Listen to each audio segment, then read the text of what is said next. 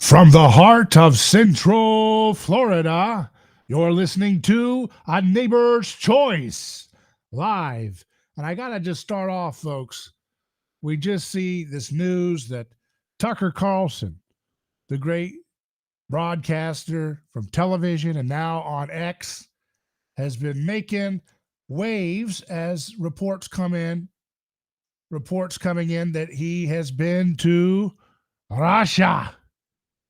He actually went to Russia. Now, according to Our Democracy Inc.,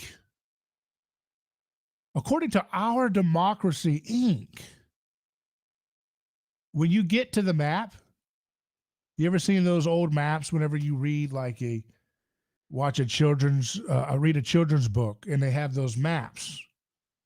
If it's a fantasy book, right? And it'll show these different little regions. This is this region. That's that region. This is this region. This is where these guys are. All of these maps are predicated on the idea that there are known lands, and then there are these kind of darker regions that have no place for any kind of name, any kind of identification. You're not supposed to go there. It's these dark regions. Nothing exists out there. Nothing good, at least. Well, that's how Russia is in the mindscape of our democracy. Our democracy doesn't even recognize that Russia is anything but a black, inky void. There's no sunshine there. There's definitely no heat there, we are told. There's no love. There's no freedom. There's no democracy. There's no human rights. There's no humans. In fact, as you know, during the Ukraine war, our treasured ally in that very necessary war, it was completely necessary to defend our democracy, to make sure that our government that shines with respect for freedom of religion, that shines for respect for toleration, respect for the freedom of the press, would be completely untouched, completely left to be a vanguard in that region. That's what we were fighting for, completely existentially necessary, according to all officially decreed parties in the left versus right dialectic in D.C. Mike Pence told you we needed to be there. He said, I talked to them, and I can tell you, sir, ladies and gentlemen, Ukraine is a shining democracy. It is a beautiful beacon of hope. And I have asked their government, do you persecute certain religious groups? And he assured me that is not the case. And so as we stand here today, Mike Pence assures us, as does Nancy Pelosi and everyone in between, that it was a necessary war. But all of that was because we were fighting this inky darkness in the map called Russia.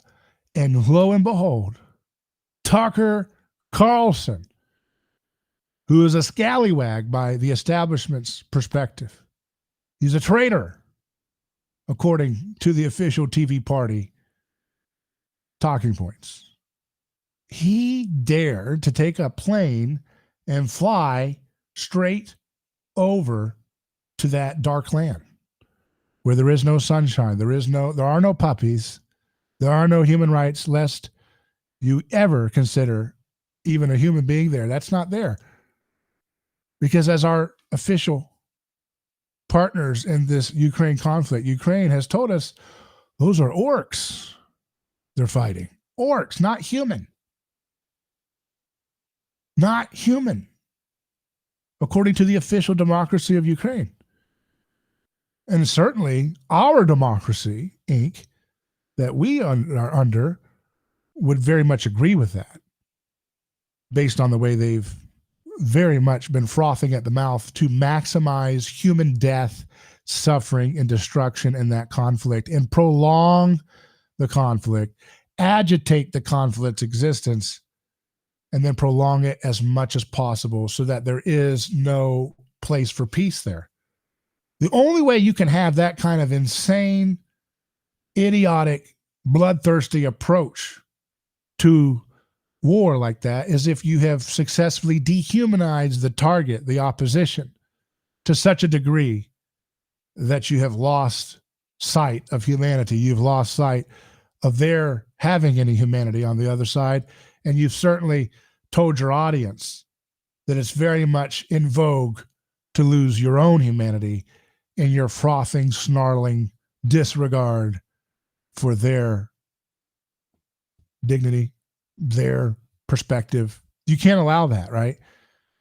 So, as we've seen over the last few years, there's been a complete merger between the neocon Dick Cheney right-wing Republican establishment and the Democratic Party's establishment. There's been a complete unison, which was always there, but it's just really tidied up and unified. And you can look at this like kind of like those old Power Rangers movies. It's like, oh, all these powers combine. This machine monster combines with that machine monster, and now they're a super entity. Oh my goodness, what are we going to do? The neocons that ran the Republican Party and the Democrat establishment have now combined forces for some uber powerful machine. But I don't think it should be looked at like that. I don't think that's accurate. I think what's more accurate to look at it is to say, I see. This is what happens when two failing businesses, when two brands that are long past their due date, long past their expiration. This is what happens when two failing brands who are on the downward spiral of market relevance have to merge together to stave off the competition, to stave off the new disruptive market forces that are making both of their brands quickly irrelevant and ridiculous and redundant. They have to join forces together. And I think that's what you're seeing there with this unification of the woke, neoliberals and the neocons coming together and dropping the mask that, there's somehow any division between both party establishments. So having said all that, just to set the table there, that's why they're losing their minds about Tucker Carlson and his recent trip over to Russia. You're not supposed to show human beings in Russia. You're not supposed to show sunlight in Russia. You're not supposed to show normal people saying, we like America. We want to be friends on the street. You're not allowed to show that on American television. That's how far our democracy has gone down the gutter of empire. You realize that, right? They have completely lost the plot, and they only work on maintaining a certain level of mental illness about their target audience. As long as their target base audience is rife with sick mental illness to the point where they don't trust their own immunity, they don't trust their own senses, they don't trust their own eyes, they don't trust their own intuition, their own conscience has been completely blasted to oblivion. They've been told to trot out their 1, 2, and 3-year-olds to large, ugly men dressed as women and call that art. That's called education. That's called enlightenment. That's how blasted out their target audience has become in terms of their reality connection. And it's only that little group that they're able to persist in this madness that we're seeing. And getting people to say, how dare a journalist like Tucker Carlson dare to go to that part of the map which has no name, has no light, no sunlight, no puppies, no human rights, no smiles, and say hello and look at their city, Moscow, in this case, it looks like Tucker went to, and say, oh, nice place, as we saw a video of him saying to somebody. Go to the theater. Oh, it's nice art. You can't say they're nice art. They're not owned by our military industrial complex. You're not supposed to say their art's good. You're not even supposed to acknowledge that they have art. Again, you're supposed to, if you take every one of your doses of the greatest drug ever known to mankind, if you're one of those fellas,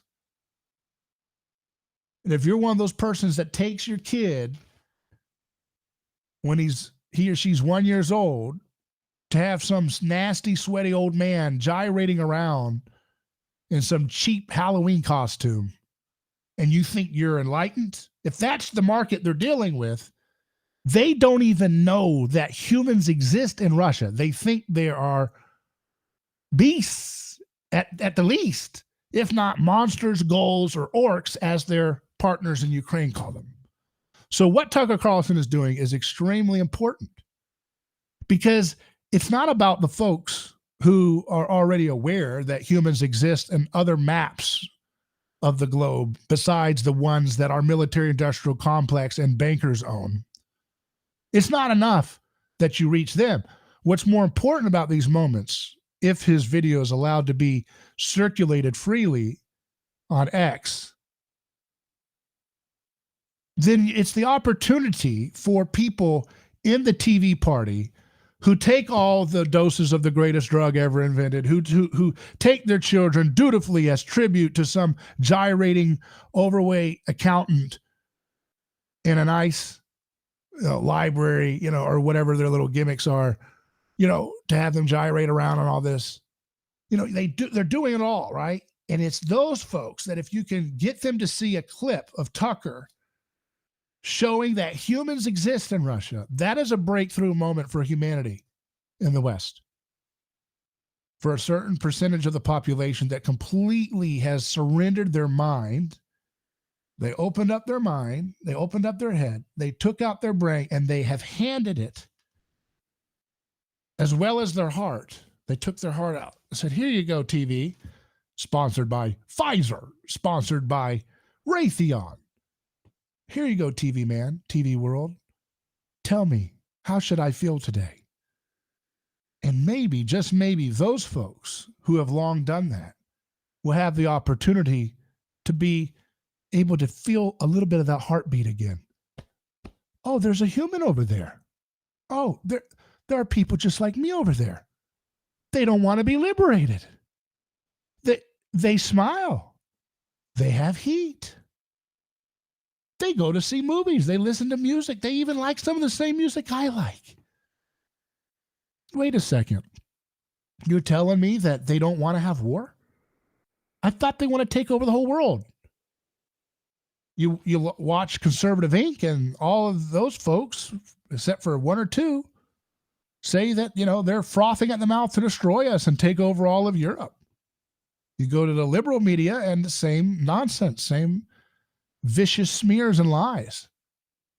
So what Tucker's doing is very important because it represents an apocalyptic act of love to show that the neighbor that you're told to hate is in fact a human being like you, has the same desires for peace as you, and is not someone that is worthy of completely disregarding your conscience over. That you should actually keep your conscience intact when you look at what our television tells you in regards to how we should treat Russia.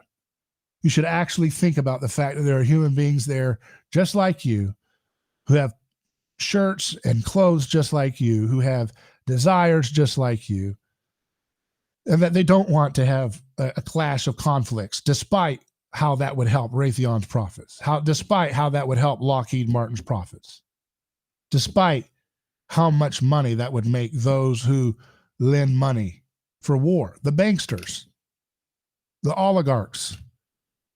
And yes, does Russia have its own oligarchs? Absolutely.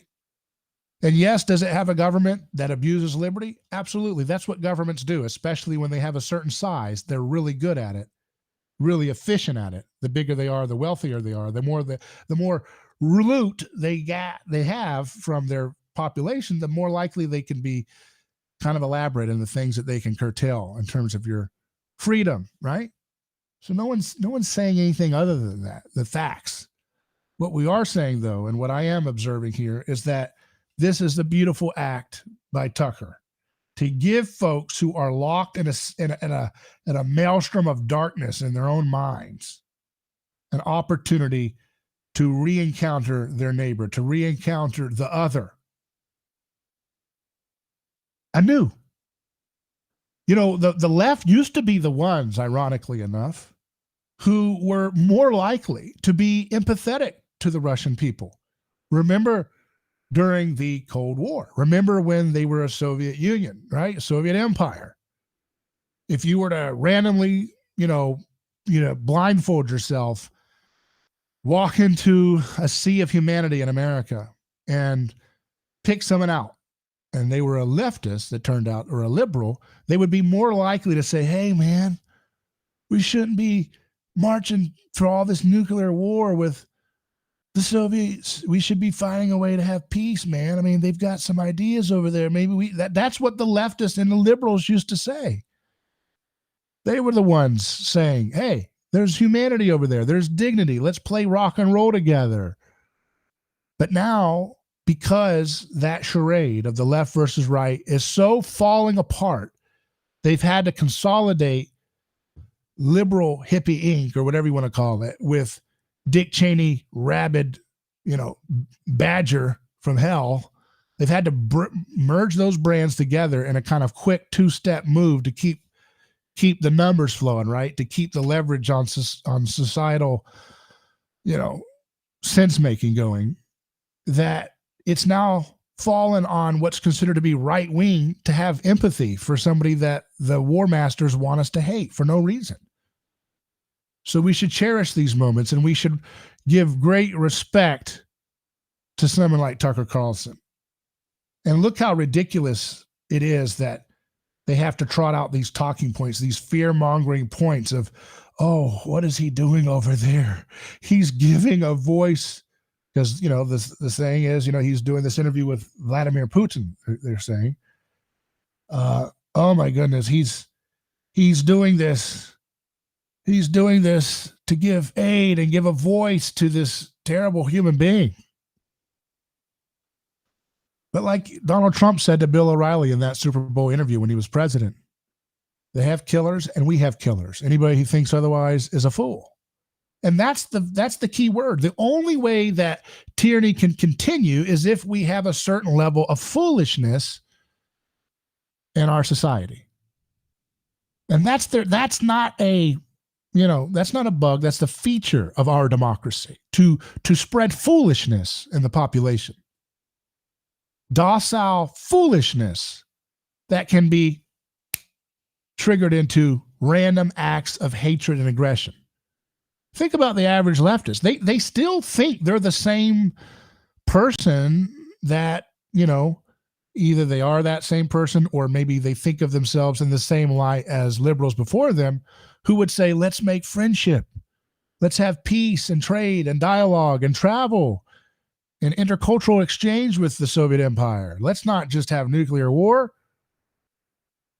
They still think they're the same person, but they don't realize they've been worked over in their mind, in their heart, and that they've surrendered a big chunk of their humanity to wicked psychopaths who are taking them for a ride, and unfortunately taking the rest of us with them because of how our democracy works. It spreads the stupid choices to all of us when we have to finance these endless wars with the fiat currency.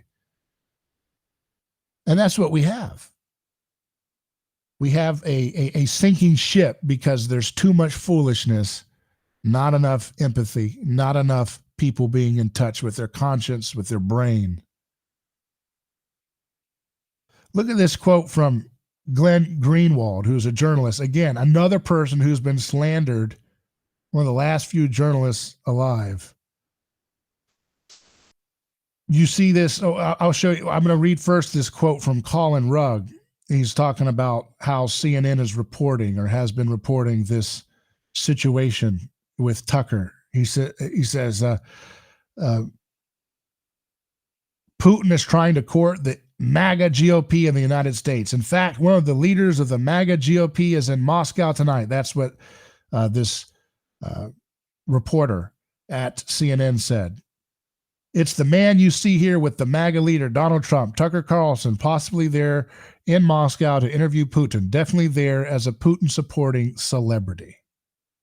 So you have to support someone in order to talk to them. Tell that to President Kennedy when he was talking to the Soviets when they had thousands and thousands of nukes ready to point and blow us all to smithereens. See, again, this journalist, and I think, I don't remember her name. Is it Erin Burnett? Is that what I don't know. But this person still in her mind thinks she's, Erin Burnett. She still thinks that she's just like, JFK. She's in the vein of JFK. And it's not even registering the fact that, wait a second, you're the exact opposite of that model of action, of talking to people. And Glenn Greenwald makes this point as well. He says in 1997, CNN, through its reporter Peter Arnett, interviewed Osama bin Laden about why he declared jihad against the U.S. That's what journalists have always done. Now, Erin Burnett insinuates Tucker Carlson is a traitor for interviewing Putin, the decay of U.S. journalism. So, a great point. Why in 97 would CNN go interview Osama bin Laden, but now you can't talk to Putin or else you're in league with him? That means you're a traitor. You're an enemy of the state. It's disturbing, but that's where we're at.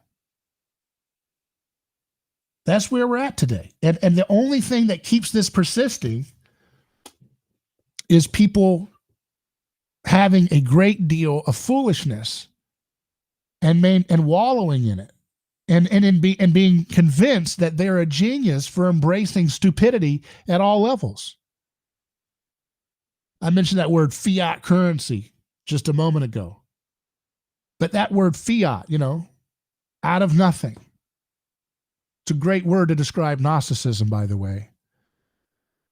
But, taking it down to earth, it's basically fake. Fiat money, fake money, right? We have fiat money driving our economy into the gutter, destroying its vitality, destroying our saving. We're not able to save. And if you're not able to save and have value by saving, then you have no incentive to build capital and invest in the future or take risks and do things that can really help people. We have a fiat fake money system. It's destroying our purchasing power. It's not just, and this is the thing, the problem with the concept of let's just get people persuaded enough and we'll get a majority is that there seems to be a threshold for understanding that we're not able to quite make that move at a mass scale. That people, the jump to explain to someone, and a lot of millions of Americans do understand this, but there seems to be a little bit of a cap or a ceiling to how far, apparently. Because if people understood, wait a second, we're going off to these endless skirmishes and we're being told to broaden into a Middle Eastern war with Iran, war with Russia, all these different things, war with North Korea, they're literally trying to create World War III.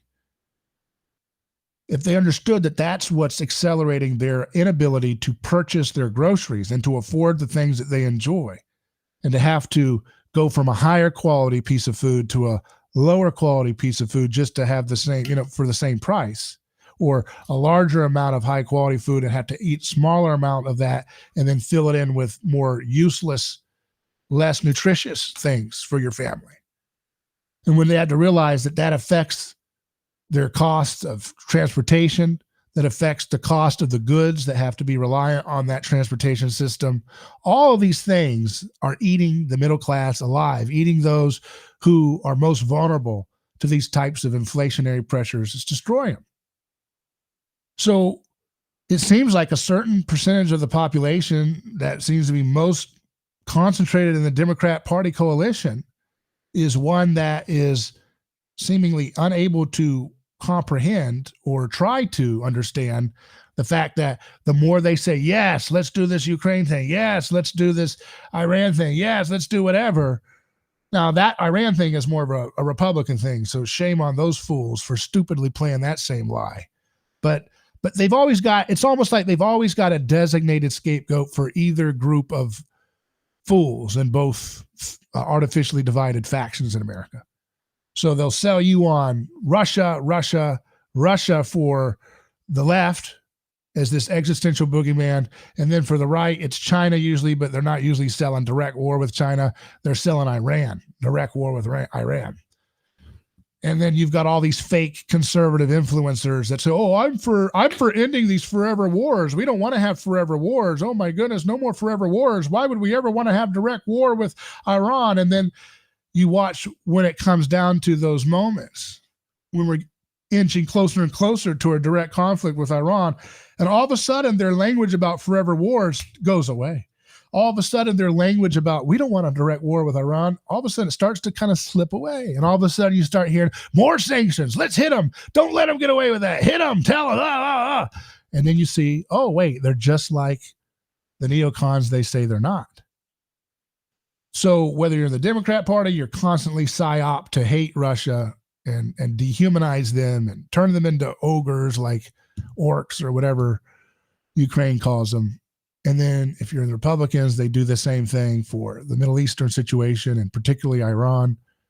But all of that, if people could understand truly how devastating their purchasing power is becoming, how destroyed it's losing its value, how much their children's futures are being leveraged away because of these lying war psychopaths, you would hope that that might be able to start to chip away at this wall of stupidity that props up our democracy to drive itself off of the cliff of civilization. But somehow we're not able to break through a certain critical mass. We got a certain larger and growing population that understands that I guess it's a little bit of a logical two-step kind of formula you got to understand money printed out of thin air is what pays for, the latest round of aid for Ukraine or the conflict with Israel and Gaza or Iran or whatever. And that money is diluting your purchasing power. It's wiping away your savings. It's wiping away your checkbook's ability to keep up with what's needed to have a flourishing, successful life and family. That seems to be lost. But some people, this is a scarier thing, right? And this gets into what we talk about on this program a lot in regards to anthropology, is that some people, we get the sense, understand the cost of inflation, but see it as some kind of moral duty, as sacrificial tribute to the God of our democracy to slay whatever mythic monsters it can conjure up around the world. And that's a more disturbing, deep-seated issue of religious fealty to the state and its corporate partners. I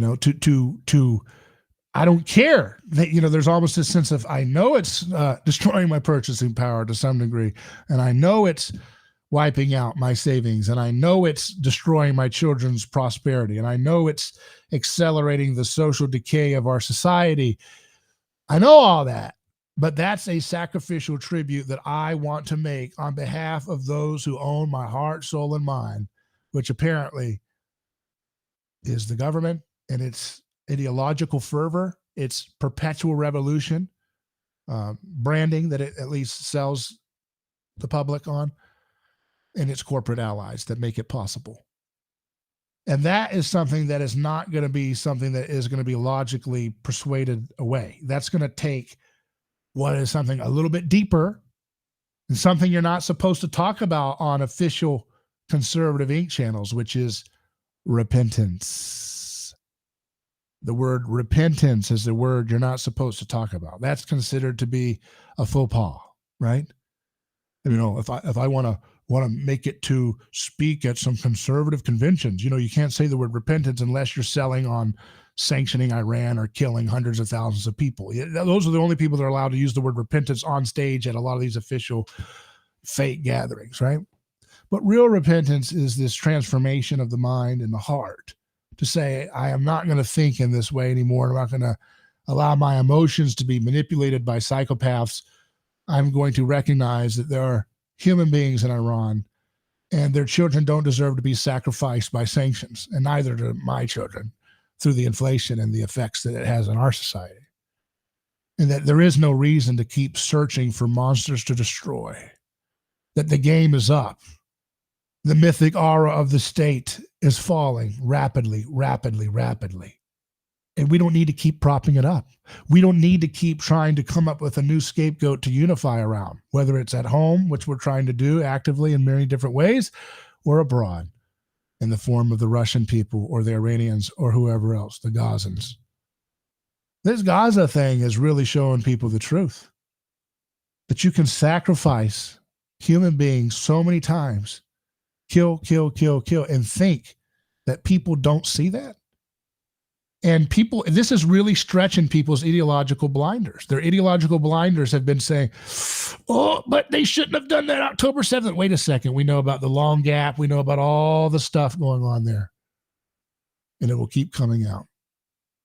But you can't do that to those people. You can't. They get to destroy the whole. No. It doesn't work that way. This is a new world order that we live in. It was inaugurated by Jesus. And this new order is not based on ethno-narcissism. It's not going to be based on ethno-tribalism, any of these ethnic, bigoted, idiotic concepts.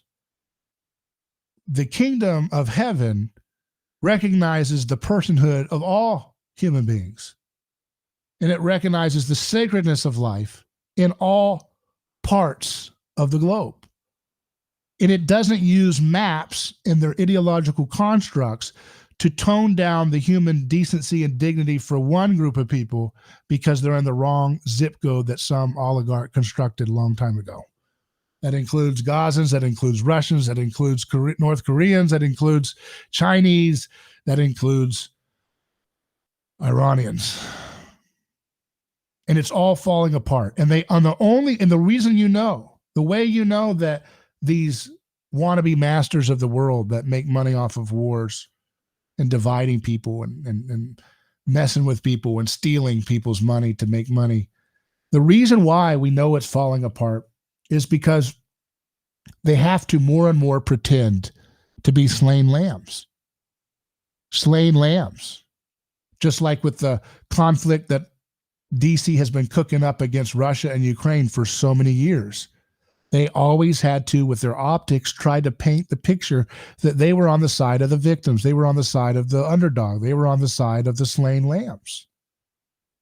And it turned out that's not the way it was. It's actually a lot more complicated and a lot more pathetic and wicked. Same thing for the Middle East. We're on the side of democracy. We're on the side of human rights. We're on the side of that. No, you're not.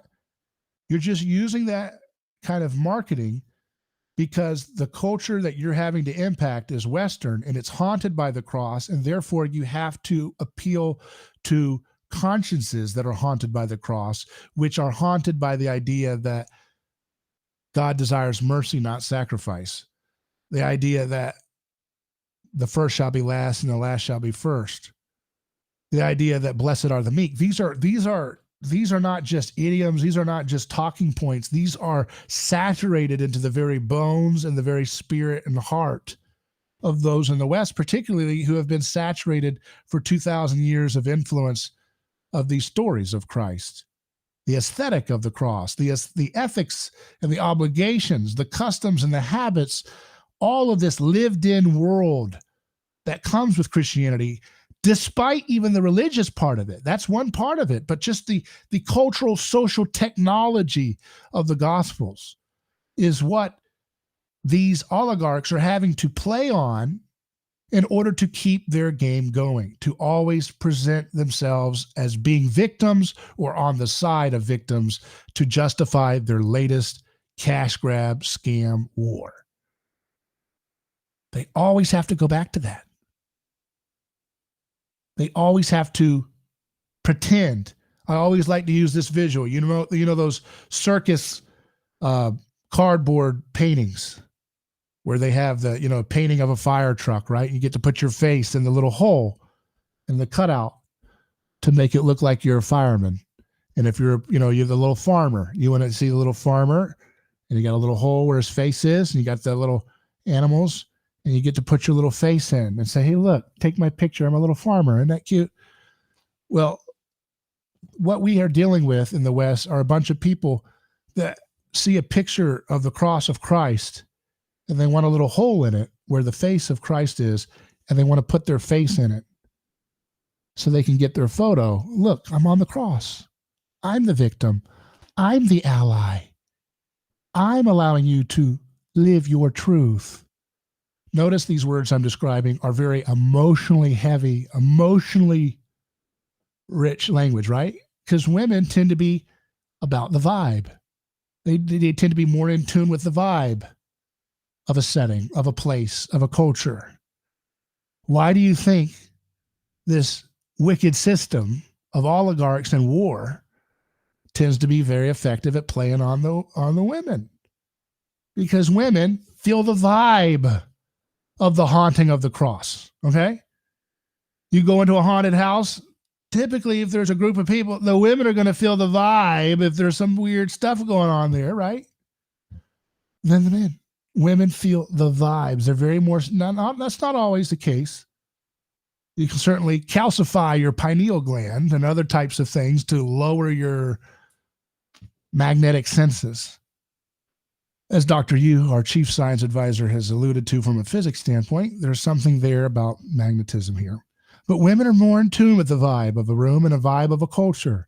And they're in tune with the vibe of a Christ-haunted society, which makes them, unfortunately, targets for a lot of the propaganda and very efficient marks for this scam of predating on people's emotions to say, we must go and invade Syria because of the children and the women. We must go into Iraq because of the little bitty babies. We must go into Afghanistan to teach women third-wave feminism and let them have Subarus. We must go into Iran because, look, their women are trying to take their hijabs off. We're just trying to help them, lift a finger, help them by just lift. Can we just extend a little finger to help them lift them up in their sorrow and their revolutionary fervor for boundaries and all these different things? Same thing in Russia. We're just trying to, if you ask, someone who's really drunk the Kool-Aid talking points, well, why do you hate Russian people? Well, it's not their people. Their people would vote for Joe Biden if they could. It's just that they're, controlled by leaders that have no, and then if you say, well, actually the leaders are pretty reflective of a lot of the sentiment of the people of Russia, then that's when, well, bomb them, destroy them, kill them, destroy them. That's where that mindset comes in for the leftists. But all of that comes down to this kind of vibe. And the vibe here is going to be always trying to ape the aesthetic of the cross, to ape being on the martyr's perch of the cross, which is something they covet, but they can't handle the weight of that responsibility. And so they're easily manipulated with narcissistic platitudes that make them feel good.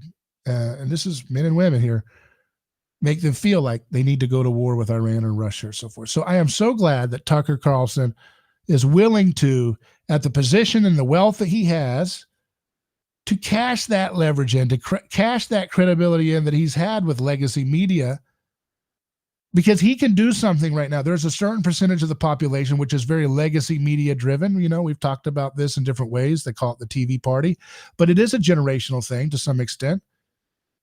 That if the TV doesn't say it, it's not real, and they're not going to hear this YouTube channel, right? Or video channel or Rumble channel or X or whatever, they're not going to see the podcast, but they will dutifully, worshipfully listen to the TV anchor. And so to have someone like Tucker who has that legacy media cred, and for him to pay it back and help try to normalize is a very important and very good step. And I don't know what the interview talks about, but I'm sure it'll be good. And we can be thankful that hopefully a little bit more of this can happen a little faster. Especially, we need this more and more on the right, because the right is still, a lot of them are very, very dumb on the Iran issue.